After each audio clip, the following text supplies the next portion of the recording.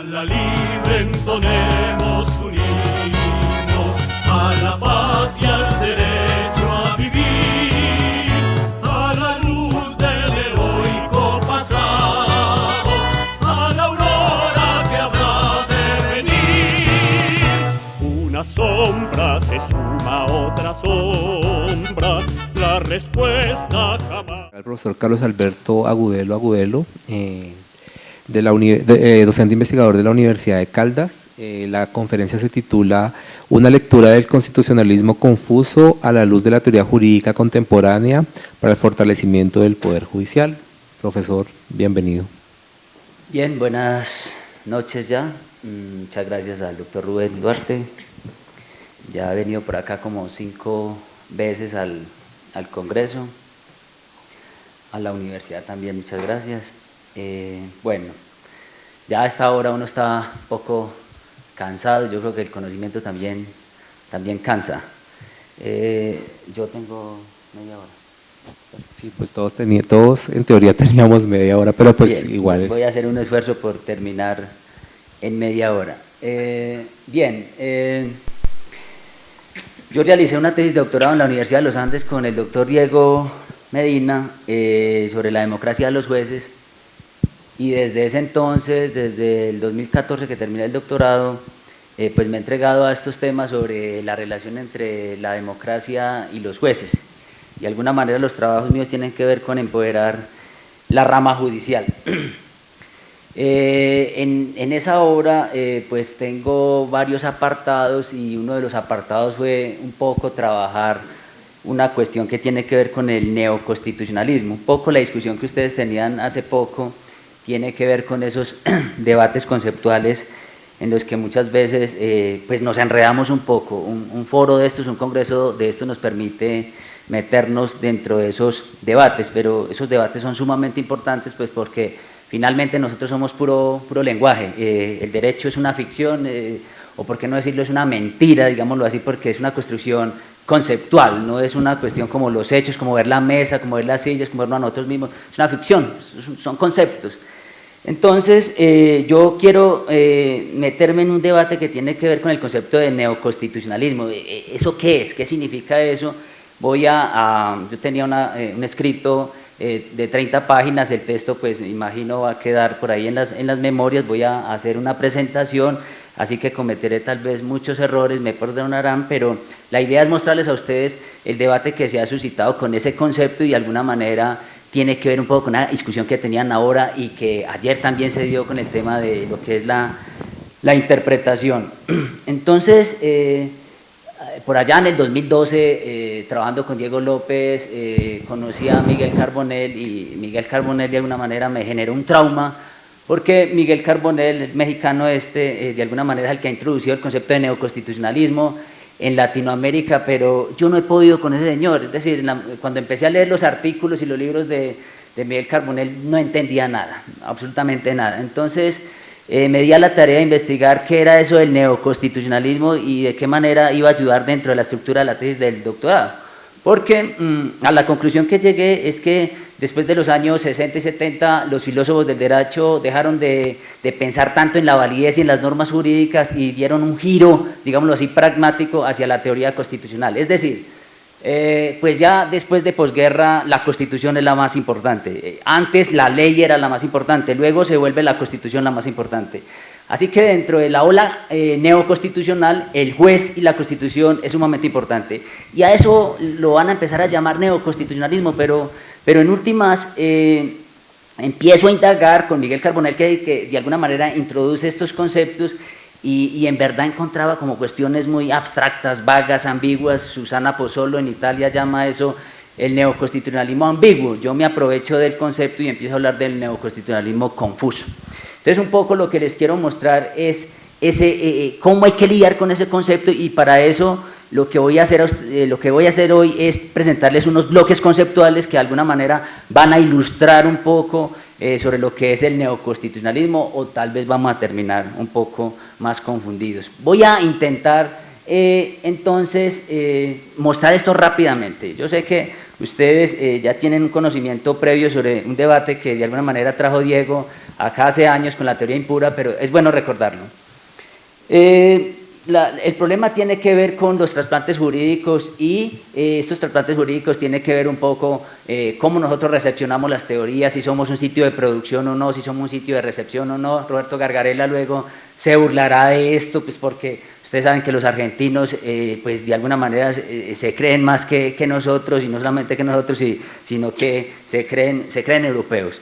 Y en últimas, Gargarella dice que esa distinción entre sitios de producción y sitios de recepción que hace Diego no es correcta, pues porque no es fácil establecer como de manera clara qué sería un sitio de producción y un sitio de recepción. Pero básicamente para Diego los sitios de recepción tienen que ver con sitios que reciben las teorías, que hacen discursos hermenéuticamente pobres, y los sitios de producción es donde nacen las teorías, por colocar un ejemplo, Estados Unidos, Alemania, Inglaterra, Francia, y nosotros recepcionamos esas teorías de allí. Pero eso nos va a traer varios problemas, y es cómo nosotros leemos las teorías, cómo nosotros, ayer se discutía un poco eso, si leemos o no directamente a Platón, casi que tenemos que ser hijos de Platón para poder hablar de Platón, y eso se vuelve un problema, ¿cierto? Para hablar de Kelsen como que uno tiene que haber vivido con Kelsen en su apartamento, y eso ya queda muy berraco.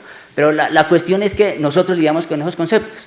Nos toca hablar de Kelsen, pero ¿sabemos alemán para hablar de Kelsen? ¿O habrá que leerlo entonces en español? Y si leemos en español, pues lo que hacemos es leer un chisme, ¿cierto? En última, la traducción es un chisme. Entonces, en la medida que uno se acerque más a los conceptos y a las teorías y a las obras, pues obviamente uno como que va a comprender mejor los conceptos o las teorías. Pero entonces, ese es el debate que se está planteando con los sitios de producción y los sitios de recepción, y hasta donde nosotros tenemos entonces teorías estándar. Entonces, rápidamente, nosotros ¿cómo estamos leyendo? Nosotros tenemos una dificultad cuando hacemos teoría jurídica, hacemos teoría constitucional o hacemos filosofía del derecho. Un congreso como estos es eso. Yo creo que cada uno de nosotros, los conferencistas, estamos lidiando con unos autores que muchas veces son muy extraños para nosotros. Pero entonces yo lo que quiero mostrar aquí rápidamente es cuál es la lectura estandarizada que nosotros tenemos, por ejemplo, de esos autores que estoy mencionando allí. De todos estos autores que están allí, o están en alemán, o están en inglés, o están en francés, o sea, el lenguaje, digamos así, original de ellos no es propiamente el de nosotros. Así que cuando nosotros leemos estos autores tenemos un problema básicamente que tiene que ver con el idioma o la traducción, además del contexto. Usted puede saber alemán, puede saber inglés, pero además usted necesita conocer el contexto. El contexto significa ese autor con quien estaba peleando, con quien estaba discutiendo, cuáles eran los amigos, quiénes eran los enemigos de ese autor en ese momento. O sea que no es fácil hablar de Portalis, o de Coleman, o de Bastini, o de Sarrebesky, o de Waldron. Uno más o menos lee y entiende, ¿cierto? Desde una filosofía analítica, uno más o menos comprende qué es lo que dice el autor, pero eso queda casi en nada si uno no lo lee en su lenguaje original y no conoce además del contexto. Y vamos acercándonos un poco hacia una literatura un poco más fácil. Uno diría, ¿será que tenemos una lectura estándar de Pelayo, Enterría, Escudero, Ferreres, Gargarella, Linares? Esta gente escribe, claro, en español, pero igual, así escriban en español, el contexto sigue siendo el problema. Es decir, la comprensión o los lenguajes previos que nosotros tenemos de estos autores. A veces uno reta a los profesores y entonces se vuelven duchos en Bayón o Escuderos o en Linares y uno les dice, pero bueno, eso es lo que dice el texto, ¿cierto? Si usted da una mirada de lupa del texto, eso es lo que dice el texto con una mirada analítica, como cuando uno lee a Platón. Pues claro, uno lee literalmente qué dice en el Teeteto Platón, pero básicamente cuando uno mira el contexto, un poco el ejercicio que ustedes estaban haciendo ahora, historiográfico, es muy importante, uno va a encontrar otras ideas, ¿cierto? Entonces, también tenemos dificultad inclusive con los textos que están en español, o más aún, ¿cuál es la lectura que nosotros tenemos de Gaviria Díaz, de Uprimi, de César Rodríguez, de Manuel Cepeda, de Bonilla, Cortés, Rodas, Óscar Mejía, Diego López Medina? Aquí sigue habiendo un problema. El problema tiene que ver de comprensión y las lecturas estandarizadas que nosotros tenemos de esos autores. Es decir, por más que seamos cercanos a estos autores, pues ellos también tienen un contexto y tienen unas lecturas previas. Yo creo que Óscar Mejía Quintana está cansado de repetir que Habermas hay que leerlo, es una obligación para todos los abogados leer Facticidad y Validez.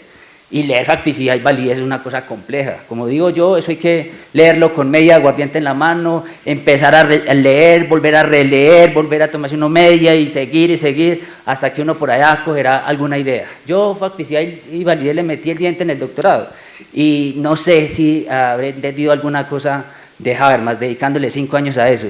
O sea, estos textos no son fáciles. Entonces, si uno no sabe en dónde está formado y qué está fundamentado Óscar Mejía Quintana, pues entonces uno no va a entender qué es lo que dice Óscar Mejía Quintana de lo que es la democracia radical, por ejemplo. Y sigamos, peor aún, Tamayo, Jaramillo, Monroy Cabra o el Código. Esas son lecturas que básicamente nosotros hacemos, son muy recurrentes en la academia, pero estas lecturas tienen un problema, y el problema es que son discursos hermenéuticamente pobres. O sea, usted no puede comparar a Habermas con el Código Penal o el Código Laboral o el Código Civil, y tampoco Tamayo, Jaramillo ni a Monroy Cabra. Son respetables, sí, pero tienen discursos hermenéuticamente pobres. Eso es lo que uno llama los libros de texto. Los libros de texto es que usted coge el texto de introducción al derecho de Monroy Cabra y coge el de Atienza o el de Nino y usted ve la diferencia tan abismal que hay, ¿cierto? El fundamento teórico que tiene ese texto de Atienza o de Nino comparado con el de Monroy Cabra, por colocar un ejemplo, o el de Tamayo, Jaramillo sobre hermenéutica jurídica. No es lo mismo ese texto a coger a Emilio Betti o a Gadamer, yo qué sé. Y yo finalmente termino con el texto mío y digo, o más llevados del carajo con la democracia de los jueces, que fue el libro que yo publiqué en Ledger, que tiene que ver con la tesis mía del doctorado, y esto tiene un problema además, y es que son discursos también hermenéuticamente muy pobres, son muy locales, porque en últimas la comunidad académica apenas está naciendo. Entonces, a partir de estas premisas, yo empiezo a mirar cómo vamos a movernos nosotros con el tema del neoconstitucionalismo.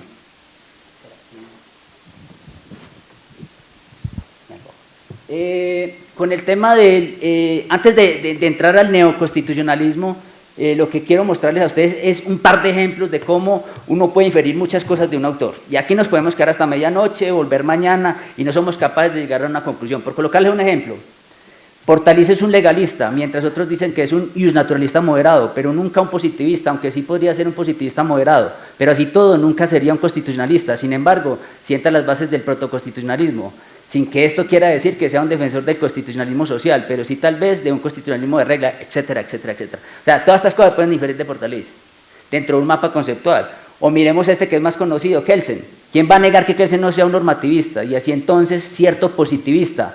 Pero no en el sentido del positivismo incluyente, sino en el sentido del positivismo excluyente, acercándose un poco a lo que dice Raz, en donde acepta que no puede haber una razón moral para justificar el derecho.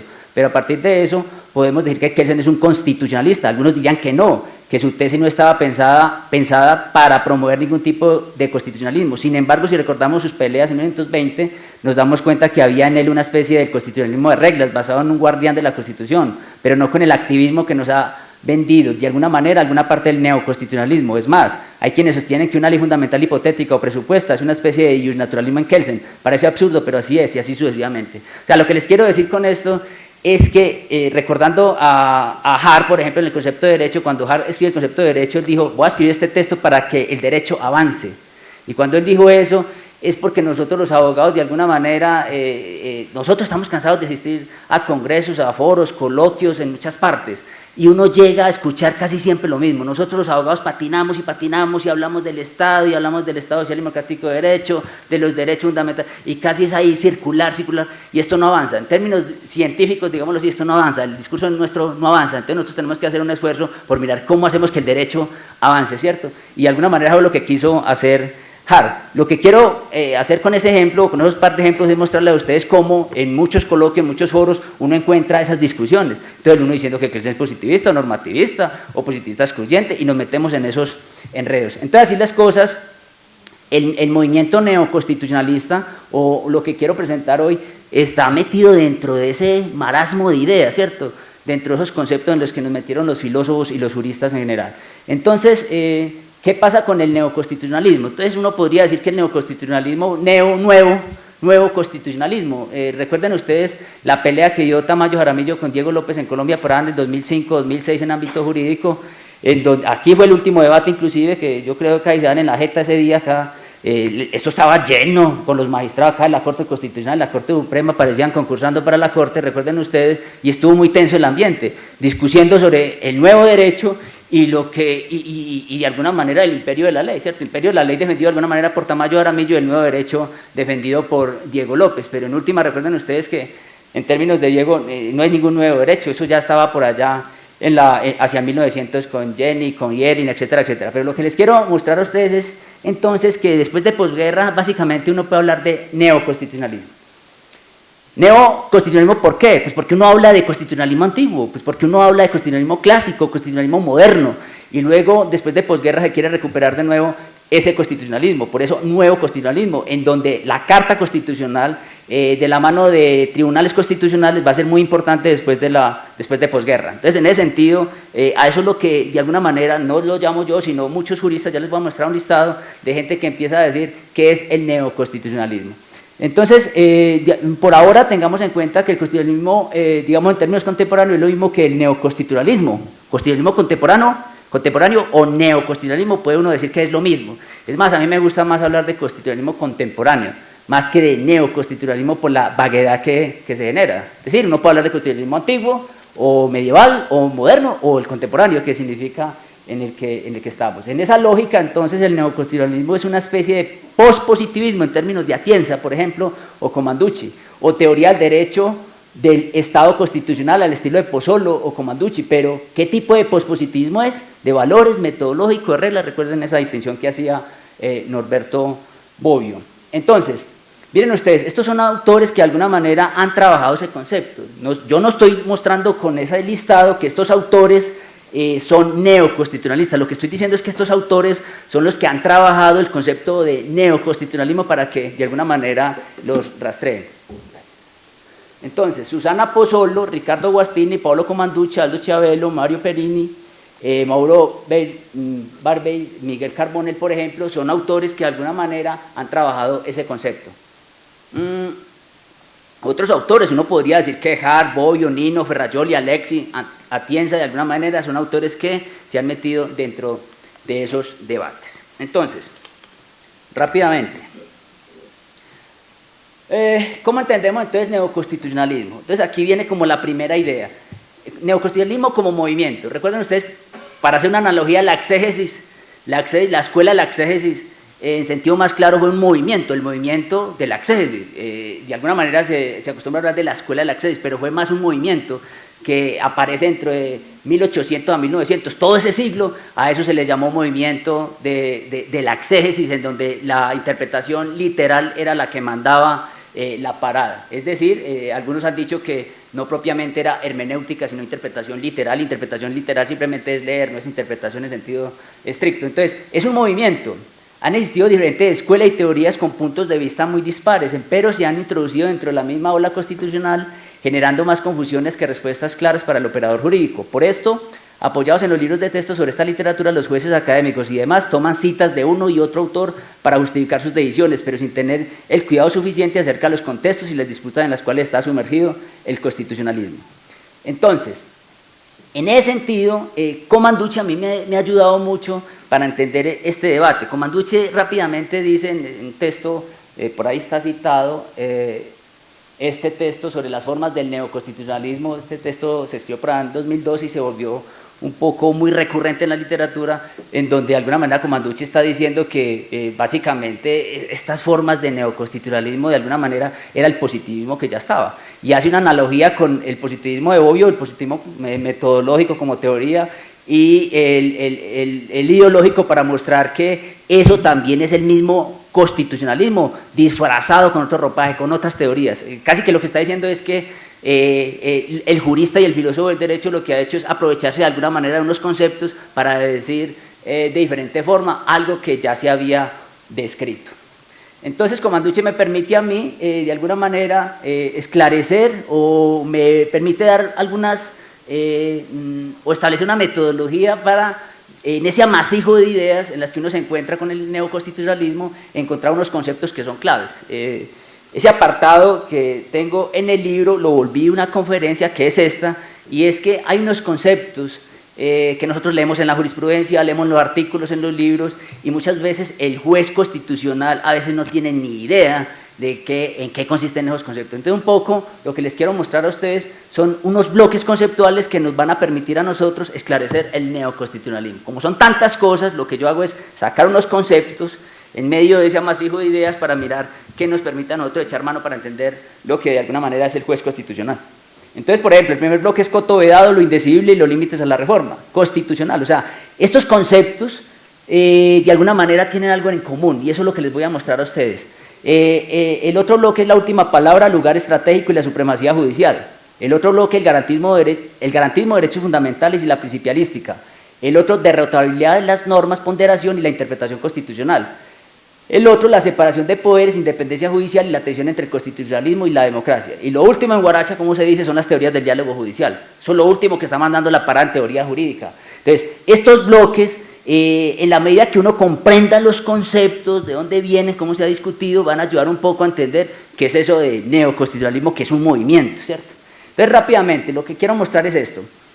A partir de algunas ideas que voy a dar rápidamente de estos bloques, voy a inferir algunos tipos de neoconstitucionalismo. Yo no sé con cuántos vamos a terminar, pero uno como filósofo del derecho, lo que hace uno en estos foros, en estos congresos, de alguna manera también es conceptualizar y rotular, ¿cierto? De alguna manera mapear, como dice Diego López. Entonces, el primer bloque, Coto Vedado, lo indecidible y los límites de la reforma constitucional. Yo creo que ustedes han escuchado hablar mucho, tal vez de los dos últimos, ¿cierto? De lo indecidible, los límites de la reforma constitucional, y bueno, y tal vez del Coto Vedado también se ha escuchado, pero es más común o más recurrente en los límites de la reforma constitucional, luego tal vez lo indecidible y luego tal vez el Coto Vedado, pero estos términos son muy recurrentes en la literatura de teoría constitucional y teoría jurídica. Es muy recurrente en la Corte Constitucional, así ellos no sepan en qué consiste eso, pero eso es muy recurrente utilizarlo. El cuento es que el coto vedado es un concepto que rotuló Garzón Valdés, recuerden ustedes, y por coto vedado vamos a entender entonces como un núcleo de derechos, algo que es intocable. Por eso el coto vedado también tiene que ver con lo que Ferrajoli decía sobre lo indiscutible, sobre lo indecidible, ¿cierto? En ese sentido, entonces, eso también va a ser lo límite de la reforma. Yo voy a tratar de despachar esto aquí, me da pena con ustedes, de manera muy rápida, para ver si logro hacer todo el paneo. Pero entonces, coto vedado es un núcleo duro de derechos que hay en una constitución, ¿cierto? Y ese núcleo duro de derechos, como que no se le puede dar a la plaza pública para que se discuta, porque si se le da a la plaza pública o al Parlamento para que se discuta, entonces, ¿en manos de quién va a quedar ese coto vedado? Como dice, creo, Bayón o Moreso, dicen que eso es como dejarle las ovejas, es como dejarle el lobo para que cuide las ovejas, ¿cierto? Entonces, básicamente, tiene que haber algo que sea indecidible, algo que sea indiscutible. Por eso, en derechos fundamentales tiene que haber una ley estatutaria, hay unos límites para que el Parlamento no se ponga a interpretar ese tipo de derechos, lo mismo para el juez. Entonces, el límite a la reforma constitucional tiene que ver con eso. Yo no estoy hablando de cláusulas pétreas, pero si uno quiere hacer esa analogía, podría ser también una cláusula pétrea, ¿cierto? Podríamos pensar en la dignidad humana como una cláusula pétrea, a eso podría uno llamarlo también ese coto vedado. No me toque eso, ¿cierto? Puede hablar de muchas cosas más, pero no me toque. ¿Qué es lo discutible? Pues hablemos, no sé, de las políticas públicas, de los recursos, de eso hable usted, señor del Parlamento, pero de esto otro no me hable, ¿cierto? Entonces, yo aquí en adelante tengo la exposición de los autores, de los que de alguna manera han explicado estos conceptos. Por tiempo no voy a poder explicar en dónde están los autores, cuáles son los argumentos, pero la premisa general es esa: núcleo duro de derechos, no me toque eso, esto ya lo decidió un constituyente, así que este va a ser el límite para usted, señor juez, para el Parlamento, para el pueblo inclusive, etcétera, etcétera. Lo único que yo quiero mencionar acá es, recuerden ustedes la fábula de Ulises, que de alguna manera ese núcleo duro tiene que ver con eso, en donde el Parlamento, el juez, se ata a unos derechos para de alguna manera pensar el derecho o interpretarlo. Ulises, recuerden ustedes que pedía que lo ataran al mástil para que de alguna manera no se sintiera tentado por las sirenas. Haciendo una analogía, es como cuando llega uno al Congreso y entonces pues lo mejor es no sentirse uno tentado por la política o por el dinero, lo que pasa también con los mismos jueces constitucionales. Entonces, me da pena, ¿verdad?, despachar esta parte así de rápido, pero lo que yo quiero es llegar acá. Los neoconstitucionales. Mencionemos este otro ejemplo, que es una pelea que tiene Moreso con Gargarella, y es en este sentido. Recuerden ustedes que Gargarella es un defensor de las democracias deliberativas. Por allá, desde su tesis del doctorado hacia 1995-94, en Justicia frente al Gobierno, empezó a decir que la democracia deliberativa era lo más importante y dejando al margen a los jueces, ¿cierto? Donde los jueces no podían de alguna manera discutir sobre nada, casi que los redujo a lo que dijo Montesquieu de alguna manera. Y por allá en el 2007, 2008, Gargarella ha ido cambiando la posición, porque es muy difícil uno mantener en democracias contemporáneas, mantener la idea de que los jueces de alguna manera no vayan a intervenir o no vayan a decidir nada. Entonces yo creo que eso es absurdo. Inclusive entonces las democracias deliberativas de alguna manera son defensoras también del control constitucional o del tribunal constitucional, pero de una manera más moderada. Eso lo muestro yo en la tesis, pero uno escucha muchos profesores y académicos hablando de que las democracias deliberativas de alguna manera lo que hacen es eliminar el control constitucional, y eso no es cierto. Entonces, con esa premisa lo que quiero decirle a ustedes es que Gargarella está en contra de la idea de que los jueces sean los garantes de unos derechos fundamentales, un coto vedado. ¿Y por qué razón lo dice? Porque Moreso, de alguna manera, pues es defensor de este control constitucional, le caza la pelea a este señor, y Gargarella es muy hábil y muy inteligente y cita la misma Constitución de los Estados Unidos con el Bill of Rights o la Carta de Derechos, en donde ustedes saben quedaron las mujeres, los hombres de color, los esclavos por fuera. Eso simplemente es un ejemplo para mostrar cómo, si usted es un defensor de la Constitución o la supremacía constitucional, usted inclusive puede ser antidemocrático.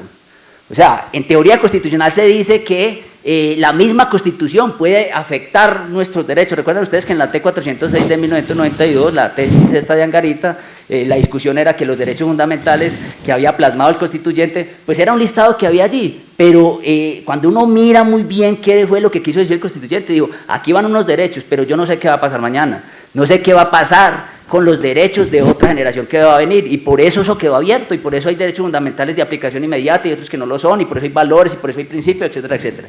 En todo caso, este es un buen ejemplo de Gargarella para mostrarle a Moreso, si somos defensores de un coto vedado, de unos derechos, podemos cometer errores porque el constituyente se puede equivocar también, ¿cierto? Ahora, de eso no se trata para estar haciendo asambleas constituyentes a toda hora.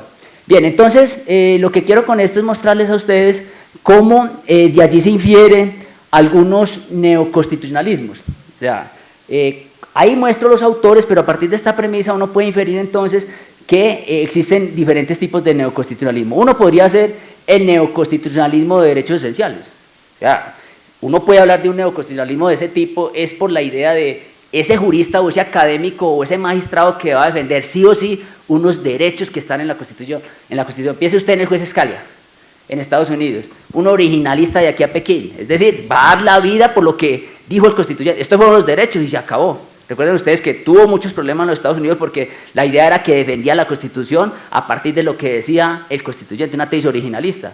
Pero entonces, mire que es una tesis en donde uno puede decir neoconstitucionalismo de derechos esenciales, o puede uno defender también otra tesis donde uno diga un neoconstitucionalismo político, podría ser también a partir de Moreso, ¿cierto?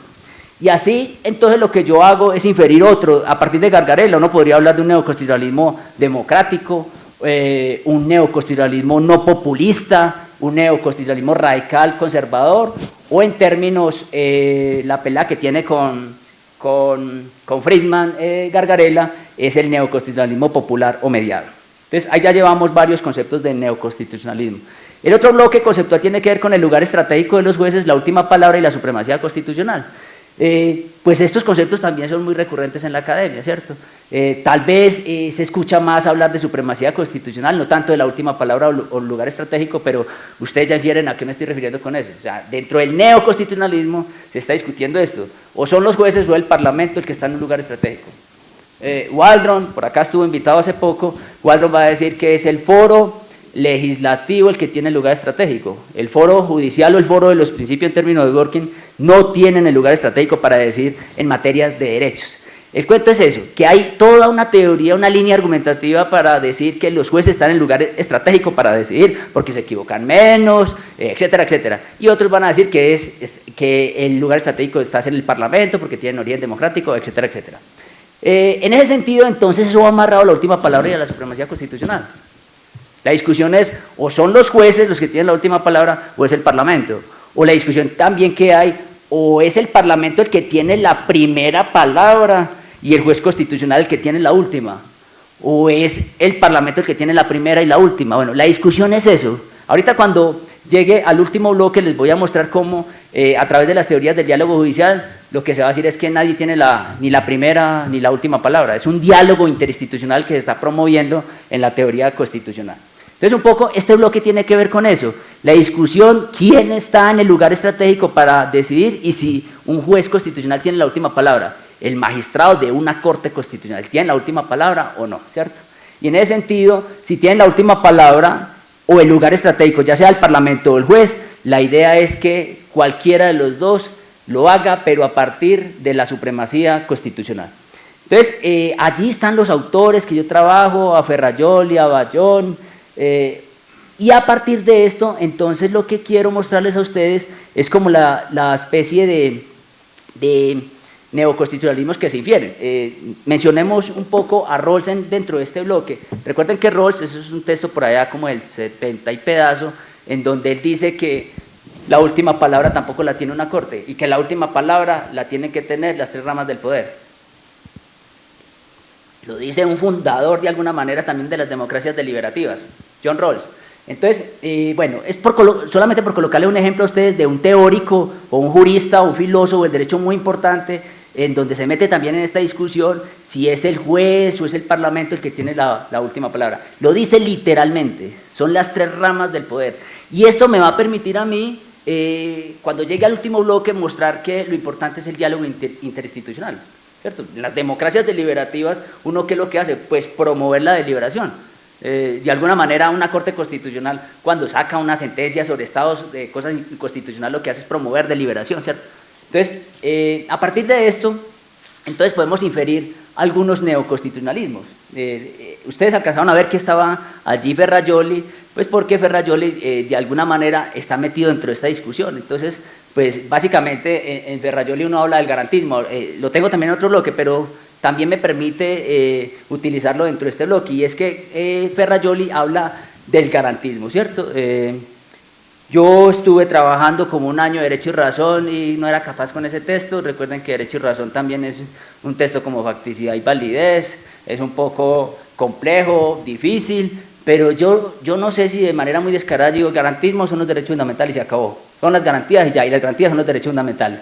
Y eso no lo hago yo, lo hago a partir de los autores, y los autores lo que dicen, garantismo son las garantías, y las garantías son los derechos fundamentales, ¿cierto? Entonces, un poco lo que yo digo es que podemos inferir en términos de Ferrajoli un neoconstitucionalismo garantista, o podemos inferir en términos de Ferreres el neoconstitucionalismo legítimo. ¿Por qué? Yo, pues, más atrás está Ferreres, y Ferreres lo que dice es que los jueces están en un mejor lugar estratégico que el Parlamento. Básicamente Ferreres, lo mismo que Dworkin, dice, porque ellos se equivocan menos, porque meditan más, porque en el Parlamento hay influencias políticas y los jueces no. Bueno, eso lo podemos también argumentar en contra también de los jueces, pero básicamente es lo que dicen los autores. El neoconstitucionalismo moderno, ¿a partir de quién? De Rawls, por ejemplo, o el neoconstitucionalismo ético-moral, que hace parte de Walluch. Walluch es un neohartiano que dice que los jueces lo que tienen que hacer es, de alguna manera, representar los compromisos morales de una sociedad. Bien fácil esto, ¿qué es? Por ejemplo, el matrimonio igualitario. Entonces, el matrimonio igualitario independiente, estamos en favor o en contra de esto. El cuento es que un tribunal constitucional lo que hace es mirar hacia dónde una sociedad está yendo, hacia dónde los valores morales de una sociedad se están construyendo, qué es lo que está diciendo una sociedad, cuáles son los llamados de una sociedad, y el juez constitucional tiene que estar muy pendiente de cuáles son los llamados para decidir en materia de derechos. Por eso los jueces no son la última palabra, los jueces son la última palabra, pero de lo que dice el pueblo, en la medida que estos jueces respondan a los llamados de la sociedad. Entonces, en ese sentido, en términos de Walluch y en este neoconstitucionalismo moral, pues yo lo bautizo así, neoconstitucionalismo ético o moral. Bien, en garantismo, los derechos fundamentales y la principialística, este bloque, pues es más fácil ya, pues porque esto es más recurrente también en nuestra literatura. Ya había dado una mención del garantismo, ya había dado también una mención de los derechos fundamentales, y pues sobra la explicación con la principialística. Es decir, pues la principialística, de alguna manera, en términos de error Alexis, lo que va a decir es que los principios también, pues no todos, pero algunos principios muy importantes funcionan también como normas fundamentales. Entonces, lo que quiero mostrar es que si usted lee un buen artículo con lectura estandarizada, una jurisprudencia con lectura estandarizada, cada que uno encuentre estos conceptos tiene que apuntar hacia lo mismo, ¿cierto? ¿Y cómo hace uno para encontrar si eso apunta hacia lo mismo? Pues vamos a leer quiénes son los duros en esos conceptos. Yo, si me voy para garantismo, pues tendré que ir a Ferrajoli. Si me voy para derechos fundamentales, pues yo no sé, yo creo que a Robert Alexis no lo podemos dejar de lado, lo mismo con los principios. Recuerdo que alguna vez Rodolfo Arango en los Andes decía que usted comprende los derechos fundamentales si usted tiene una buena teoría de base. O sea, lo que hemos hecho en estos 2 días y lo que vamos a hacer mañana es básicamente eso, lo que permite estos congresos es eso, cuál es la teoría que nosotros tenemos de base para tomar una decisión, y en términos de derecho nosotros tenemos que cargar siempre con una teoría, o es Habermas, o es Rawls, o es Hart, o es Dworkin, cuál es la teoría que hay de base sobre los derechos fundamentales? ¿Cuál es la concepción de Estado que usted tiene? Y para saber eso, necesitamos saber cuál es el autor o la línea argumentativa que usted tiene detrás. Y eso le ha costado mucho a los abogados, ¿cierto? A los abogados le cuesta mucho entender cómo detrás de la norma, detrás de un sistema jurídico, tiene que existir una teoría poderosa o estandarizada para entender los conceptos en los que nosotros nos metemos. Bien, básicamente entonces ahí están los autores. Yo quiero ir al final con los constitucionalismos que yo infiero. Entonces, a partir de ese bloque, recuerden, estamos hablando de derechos fundamentales, principialística, yo infiero el neoconstitucionalismo iusnatural, o el neoconstitucionalismo racional o sustancial. Ustedes dirán, ¿y eso qué es? Es que se infiere de allí. Recuerden ustedes que yo soy, por ejemplo, un naturalista racional, no soy un naturalista ni teológico, ni del orden natural de las cosas, soy un naturalista racional, y eso está en la Constitución, ¿cierto? Está en el artículo 5 y está en el artículo 93 o 94 de la Constitución, en donde se defienden los derechos inherentes e inalienables a la persona, es decir, eso es derecho natural racional. Cualquier persona que utilice la razón se va a dar cuenta que hay unos derechos que nosotros tenemos y que esos derechos, así no estén enunciados en la Constitución y en los tratados internacionales, pues son derechos y hay que hacerlos respetar por encima de cualquier cosa.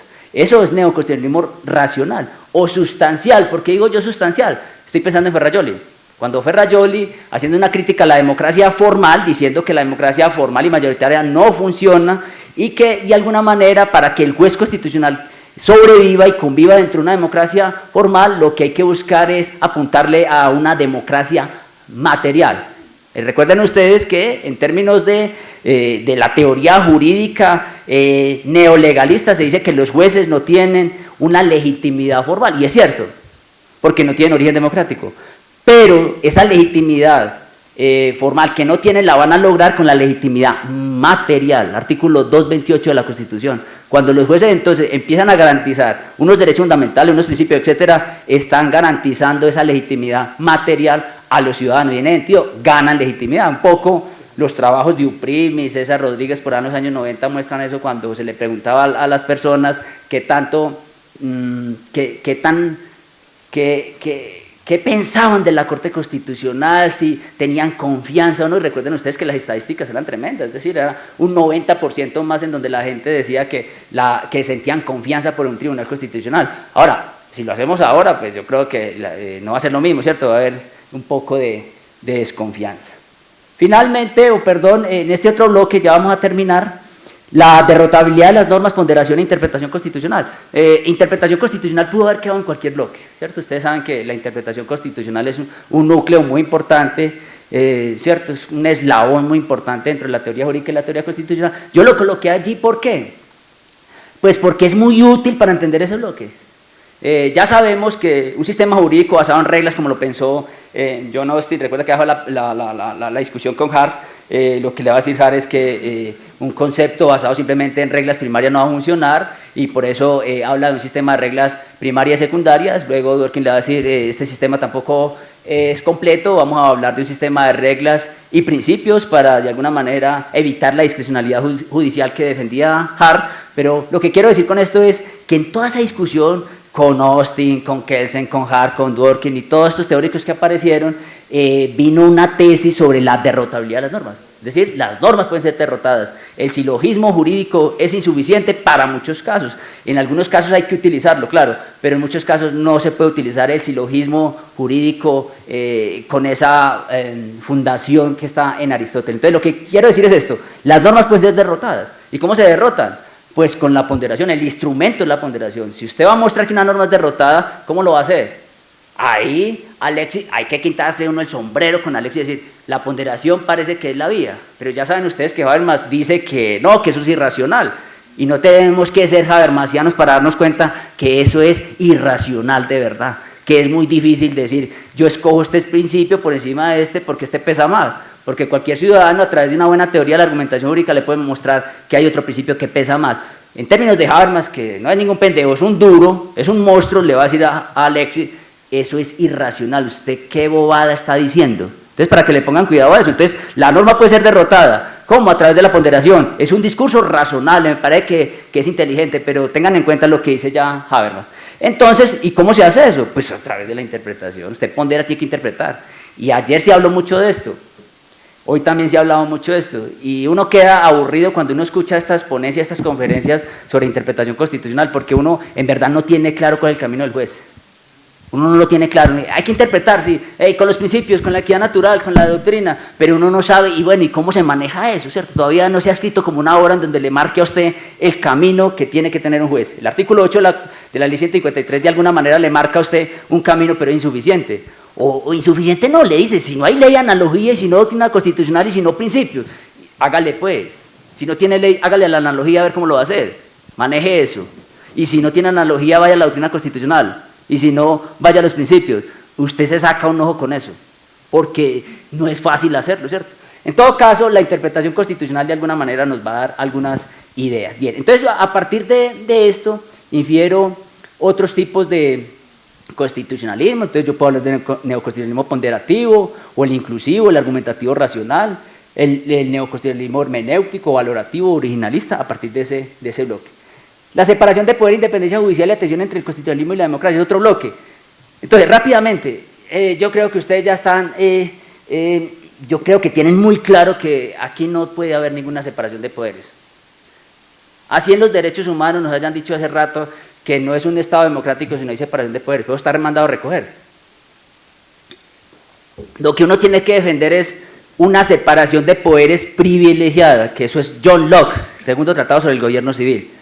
Y eso está muy claro en el artículo 113 de la Constitución, sobre la colaboración armónica de los poderes. ¿Qué es eso? Entonces un poco lo que hemos discutido sobre el manejo del lenguaje, cómo nosotros leemos eso, pues si uno lee el artículo 113 ahí está muy clarito, colaboración armónica entre los poderes, colaboración armónica, eso no es separación de poderes.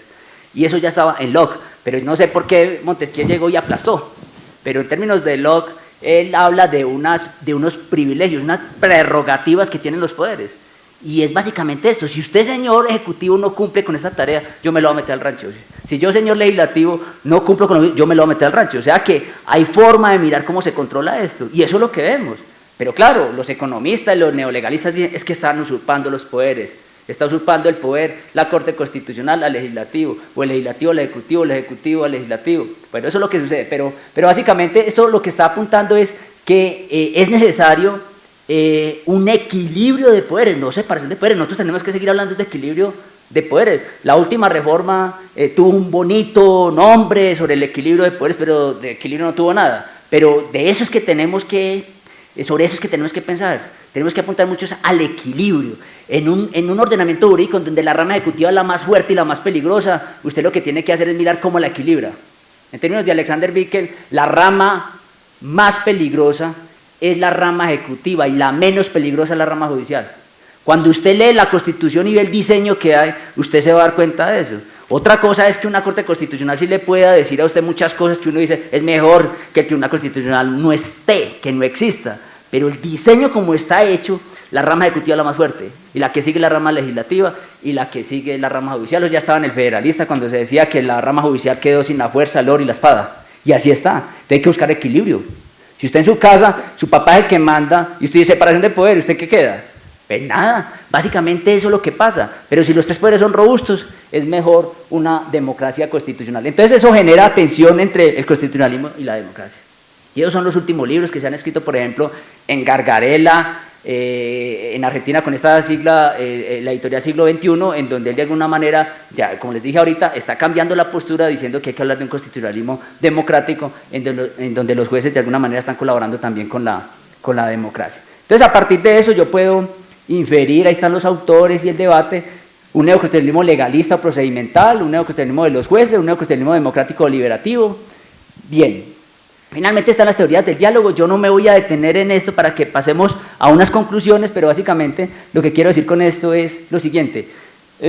Alexander Bickel es el papá de la dificultad contramayoritaria, o sea, es el fundador de la dificultad contramayoritaria, una lectura que se hizo mal hecha en Latinoamérica, ayudado un poco con Roberto Gargarella, y básicamente lo que decía era que los jueces ejercen un poder contra las mayorías, porque Alexander Bickel dice, comillas, página 16 del libro sobre la rama menos peligrosa, y eso es falso. Cuando uno lee bien el libro, o pasa al menos después de la página 16, se va a dar cuenta que lo que dijo Alexander Bickel es que los jueces no son poder contramayoritario, sino que están en una dificultad contramayoritaria, eso es distinto. Cuando usted tiene una dificultad, ¿qué es lo que va a hacer para resolverla? ¿Y cómo la va a resolver Bickel? A través de una cosa que llama él las virtudes pasivas. Y las virtudes pasivas es más o menos esto. El juez constitucional tiene varias opciones, ¿cierto? Decidir cosa juzgada constitucional, constitucional, inconstitucional, fallo inhibitorio, que es lo más parecido a Bickel. Fallo inhibitorio es decidir, no decidir. Cuando un juez constitucional decide no decidir, lo que hace es generar debate, ¿cierto? Piensa usted en matrimonio igualitario, que de 1 año, piensa en las corridas de toros, que lo tienen que decidir ahora, dan un tiempo prudencial. Virtud pasiva tiene que ver con un tiempo de espera que el juez le da a la sociedad para que la sociedad sea la que verdaderamente decida qué es lo que vamos a hacer con determinados derechos. Lo estoy resumiendo así muy rápidamente la tesis de Bickel, y en esa tesis Conrado Méndez en Sao Paulo, Sebastián Linares, empiezan a promover un poco el diálogo interinstitucional. Ya estaba también en Dworkin, en Democracia Posible. Esta es una cita que yo tengo de Walucho ahí citando a Dworkin, y eso es muy cierto. Yo creo que la alcanzaron ya a mirar. Cuando un juez constitucional se pronuncia sobre un tema de trascendencia, eso lo que hace es generar foros, diplomados, controversias, y a partir de ahí hay más información para que el juez constitucional decida. Ese es el núcleo de una democracia deliberativa. Entonces, finalmente, y termino, nosotros en Colombia, ¿qué? ¿Cómo estamos nosotros en Colombia? Aquí lo que hago yo es mostrar los neoconstitucionalismos que se infieren de este debate, pero pasemos acá a Colombia. En Colombia tenemos de todo un poco. El neoconstitucionalismo utópico. Usted ya sabe a qué me estoy refiriendo con eso. Recuerden ustedes cuando Carlos Gaviria hablaba de esa constitución por allá un poco alejada, y entonces la gente empezó a hablar de esta constitución muy ideal, muy utópica, pero él empezó a esclarecer un poco qué significa la utopía, no una utopía sin topos, sino una utopía con topos, y que el engranaje de eso eran los valores son para caminar, ¿cierto? El Estado Social de Derechos para alcanzarlo, no sé cuándo, pero cada vez nos vamos acercando. El neoconstitucionalismo de mínimos. Nosotros somos un Estado donde hay unos mínimos y unos máximos. No pueden haber unos mínimos solamente porque estamos en un estado de bienestar. Esto se mueve entre los mínimos y los máximos, y por eso yo hablo de un neoconstitucionalismo de mínimos o de máximos. El neoconstitucionalismo progresivo, que tiene que ver también con el de máximo o de los valores, cuando el neoconstitucionalismo lo que hace es ir avanzando, ¿cierto?, para que el derecho se vaya construyendo de una mejor forma. El neoconstitucionalismo minoritario, el neoconstitucionalismo mayoritario. ¿Qué significa con eso? Cuando los jueces de alguna manera van en defensa de las minorías. El control judicial en John Elly, por ejemplo, era eso. Vamos a vender el control judicial para defender las minorías. Pero en otras ocasiones también el control judicial está para defender a las mayorías. El neoconstitucionalismo social, un poco está en las tesis de la democracia social. Para eso leer, por ejemplo, la democracia social, un proyecto pendiente de Rodolfo Arango. El neoconstitucionalismo económico, el neoconstitucionalismo político, el neoconstitucionalismo religioso, el neoconstitucionalismo procedimental. El ecológico, el de la paz, el encriptado, el flexible, el liberal, el igualitario, el multicultural o plurinacional, el teórico, el metodológico. Gracias. A la libre entonemos un himno, a la paz y al derecho a vivir, a la luz del heroico pasado, a la aurora que habrá de venir. Una sombra se suma a otra sombra, la respuesta jamás.